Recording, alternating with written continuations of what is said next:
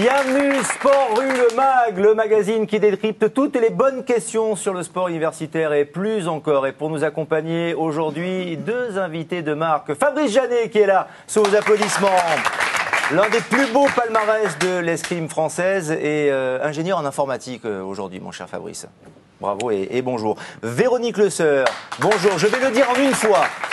Coordinatrice de l'unité de suivi socio-professionnel de l'INSEP. Vous avez aussi été escrimeuse de haut niveau, ça c'est plus simple à dire. Mais vous êtes à l'INSEP, vous vous occupez de la reconversion des sportifs, vous les conseillez, vous les orientez. Ça a été le cas de Fabrice notamment, car effectivement le thème de l'émission d'aujourd'hui c'est l'après-carrière, la reconversion des sportifs, comment organiser sa reconversion. On disait juste avant que l'émission ne démarre, Fabrice, que vous avez été prévoyant, car vous saviez déjà ce que vous alliez faire après votre carrière qui s'est achevée de belle manière d'ailleurs, félicitations encore, lors des Jeux de Pékin. Oui, effectivement, bon, j'ai mis un peu de temps à me décider, à trouver ma voie, mais oui, une fois que ça a été fait, oui, j'avais prévu l'après-carrière pendant même mon activité. Ouais. C'était forcément l'informatique, c'est arrivé assez tôt ou c'était une découverte pendant le... Non, en fait, je me suis d'abord, bizarrement, j'ai commencé par faire une terminale littéraire. Bon, pourquoi, je ne sais pas.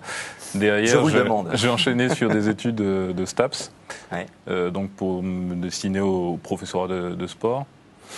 Je me suis rendu compte en licence que ça ne m'intéressait pas du tout et du coup je me suis destiné à l'informatique où j'ai fait un DUT informatique puis une licence pro en fait. Donc j'ai mis un peu de temps à trouver ma voie mais une fois que vous l'avez trouvé, vous avez gardé le cap. Nicolas Ancelin, bien sûr, notre expert journaliste favori est là pour nous accompagner avec toutes les questions que l'on s'est posées. Vous les êtes posées aussi et avec vous on va en savoir plus. Vous êtes allé à la rencontre notamment d'anciens sportifs qui se sont reconvertis aussi d'une autre manière.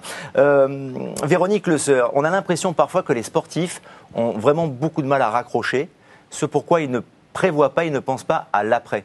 Ils se disent, voilà, moi je me consacre à mon sport, c'est déjà effectivement très prenant, et puis un jour ça s'arrête, parce qu'il y a le poids des ans. Et est-ce qu'on peut déjà quantifier le nombre de sportifs qui pensent à la reconversion et à ceux qui n'y pensent pas? C'est une question très très difficile en fait parce que... J'ai voulu commencer par celle-là justement. Tant mieux. Pour qu'on soit tranquille après. Ça sera plus facile après. Non, c'est très délicat. C'est une question très délicate parce que en fait ça va dépendre aussi de chacun, de sa personnalité, de ce qu'il a envie de donner et de mettre en œuvre. Alors il y a des sports où en plus c'est pas facilitant de mettre en œuvre un projet professionnel et mettre en œuvre un parcours de formation qui va amener à ce projet professionnel parce que beaucoup de contraintes de sportifs de haut niveau et en France et à l'étranger. Et puis il y a des sports qui vont le permettre parce que culturellement aussi, il y a une tradition de pouvoir le permettre. Donc, si on prend l'escrime, par exemple, c'est vraiment un sport qui le permet parce qu'il y a tout un travail individuel déjà qu'on peut faire dans un temps autre que le collectif. Et le collectif peut être sur des périodes beaucoup plus massées en semaine qui permettra donc après de pouvoir se former et de penser évidemment au projet professionnel. Ça, c'est un processus qui est proposé à l'INSEP, oui. Mais est-ce que ce sont des programmes à la carte finalement en fonction de la personnalité, des profils, oui. Des aptitudes de chacun de ces sportifs? Oui, tout à fait. Nous, on réfléchit par rapport... on sait faire prendre conscience de toute façon aux sportifs de haut niveau, dès qu'il entre à l'INSEP, que la carrière peut s'arrêter du jour au lendemain pour cause de blessures, parce que le contexte mondial évolue de jour en jour, je dirais. Et donc, c'est déjà, leur faire prendre conscience de ça très, très vite. Et puis, amener donc, pour chacun et pour chaque personnalité, pour chaque cas, la mise en œuvre opérationnelle, je dirais, et qui correspond à ce qu'il est. Alors, évidemment, il y en a qui on va mettre beaucoup plus de temps. Alors, Fabrice disait tout à l'heure, j'ai mis du temps à trouver ma voie. Mais je dirais, comme tout à chacun, quand on est étudiant, dans une vie, on met plus ou moins de temps à trouver sa voie. Certains la trouvent tout de suite, d'autres passent par certains...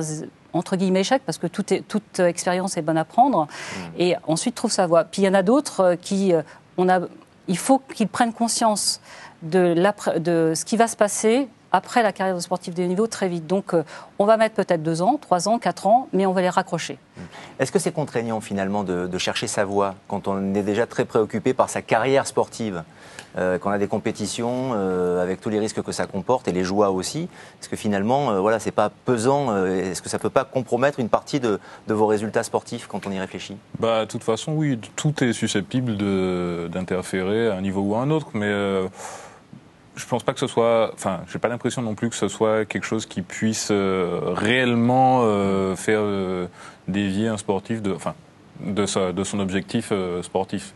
Après, bon, c'est certain que en fonction du sport, en fonction aussi du moment dans la carrière, parce que bon, plus on s'y prend tôt, plus c'est simple. Parce que, enfin, moi, j'ai eu un peu de temps parce que voilà, ça s'est relativement bien enchaîné, même si j'ai mis un peu de temps à me destiner réellement à l'informatique.